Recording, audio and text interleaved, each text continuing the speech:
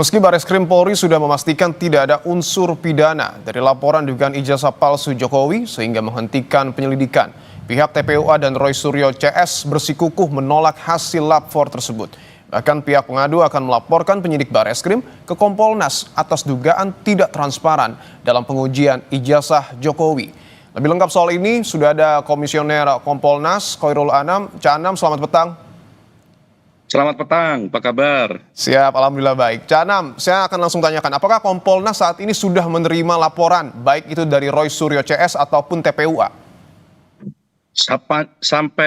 Sampai kemarin ya, ketika kantor masih buka, kan sekarang libur, itu tidak ada pengaduan, baik datang langsung maupun persurat. Itu yang kami ketahui.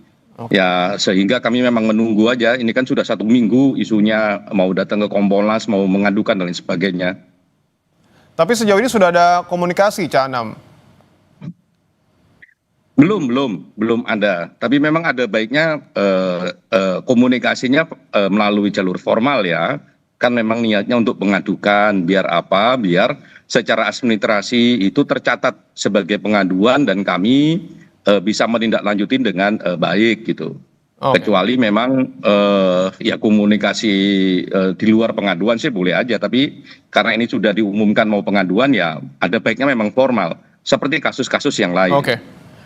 Terkait dengan pelaporan masih kita tunggu artinya, tapi dari Kompolnas sendiri melihat apakah dugaan yang kemudian disampaikan oleh Roy Suryo CS ataupun TPUA terkait dengan tidak transparan pihak Bareskrim Polri mengusut ataupun menyelidik ijazah palsu Jokowi yang diduga ini, betul demikian, tidak transparan?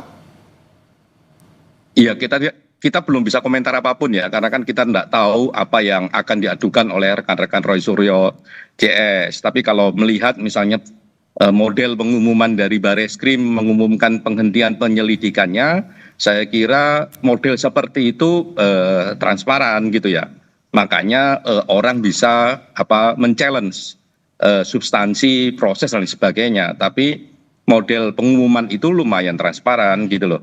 Oleh karenanya kita tidak bisa komentar apapun kecuali memang Pak Roy Suryo dan rekan-rekan mengadukan ke Kompolnas, kita tahu substansinya apa. Apakah di level proses, ataukah di level keterlibatan, ataukah di level yang mana begitu. Soalnya kan ini kan kalau kami pantau di publik ya, karena ini kan sudah masuk ke ranah publik. Banyak isu yang beredar, misalnya ini nggak sesuai KUHAP lah, yang nggak sesuai KUHAP itu apanya? Apakah prakteknya atau misalnya terkait landasan hukumnya? Kalau landasan hukumnya saya kira memang di KUHAP tidak diatur, tapi ada putusan Mahkamah Konstitusi. Ya, ada juga peraturan kepolisian soal manajemen penanganan tindak pidana. Saya kira itu sudah diakui, misalnya begitu. Nah, kita tidak tahu persis mana yang jadi problem, soal transparansi kah, soal prosesnya kah, atau soal yang lain, misalnya begitu. Kami tidak mau mendahului kecuali memang datang menjelaskan pada kami. Lah yang penting begini, karena ini adalah hak semua warga negara ya, ya sama perlakuannya dengan hak warga negara yang lain. Kita tidak peduli siapa yang melaporkannya dan siapa yang dilaporkannya, itu yang pertama. Yang kedua, untuk mempercepat proses saya kira penting untuk melengkapi administrasinya, ya, identitasnya, dan yang paling penting itu substansi dasarnya apa dan bukti-bukti menunjang substansi dasar itu apa, sehingga juga prosesnya bisa cepat. Ketika penyelidikan sudah dapat dikatakan sesuai dengan SOP, apakah pengaduan Roy Suryo CS ini masih bisa dilanjutkan oleh Kompolnas? Kompolnas adalah mekanisme pengawasan ya, didesain untuk pengawasan. Bisa, karena memang untuk melihat apakah memang ada pelanggaran prosedur ataukah tidak dan sebagainya. Nah, kalau ada pelanggaran prosedur ya kita bisa bilang untuk memproses lagi gitu. Misalnya gelar perkara khusus dan sebagainya. Nah, itu memungkinkan kami merekomendasikan itu. Nah, tapi kan kita belum tahu apa yang diadukan, apa problemnya dan sebagainya.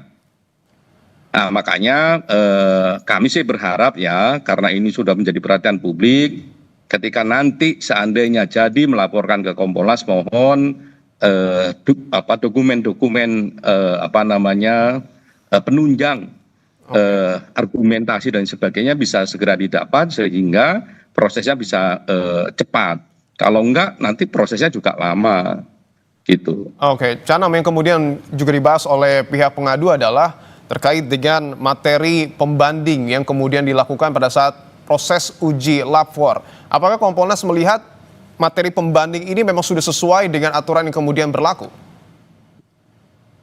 Sepanjang yang kami dengarkan di di pengumuman ya, di konferensi persnya Bareskrim, ujungnya kan identik tidak identik dan memang itu koridor lapor, identik tidak identik ya.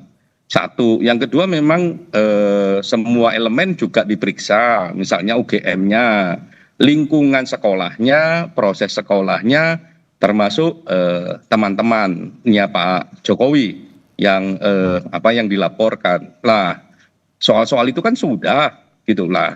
Di level apa, di proses yang mana yang Pak Roy Suryo dan sebagainya mengatakan ini tidak transparan, kita belum tahu. Kami juga tidak bersikap apakah yang diumumkan oleh Bareskrim itu betul ataukah tidak betul secara substansi baik ataukah tidak baik. Kami juga belum bersikap apapun. Kami tunggu masukannya, kendalanya dan sebagainya sehingga kita bisa ukur ini betul ataukah tidak secara proses. Oke, kasus ini mendapat perhatian besar publik, Canam, sampai-sampai lembaga survei indikator membuat survei soal ijazah Jokowi. Apa yang kemudian akan dilakukan Kompolnas dalam hal ini bila perkara ini nanti dibuka kembali agar proses penyelidikannya bisa proporsional? Yang pasti sih kita akan mencoba ya satu mekanisme yang akuntabel dengan prinsip-prinsip kerja yang objektif gitu ya. Objektif itu kan salah satu yang paling penting adalah ya siapapun yang mendapatkan fakta tersebut ya akan melihat dengan cara yang sama, dengan instrumen yang sama. Nah, akuntabilitas juga begitu, mulai dari proses dan sebagainya juga bisa diukur ya. Nah, yang paling sederhana memang sesuai dengan aturan, itu yang paling sederhana. Tapi kan kadang-kadang aturan itu hanya baseline saja, prinsip-prinsip saja. Akan lebih bagus kalau di atas itu, idealnya kayak apa, itu akan kami ukur. Baik, tentu kita akan menunggu pelaporan yang kemudian harus terlebih dahulu dilakukan oleh Roy Suryo CS dan juga pihak TPUA kepada Kompolnas. Terima kasih atas pernyataan Anda, anggota Kompolnas Khairul Anam, atas waktunya. Terima kasih banyak.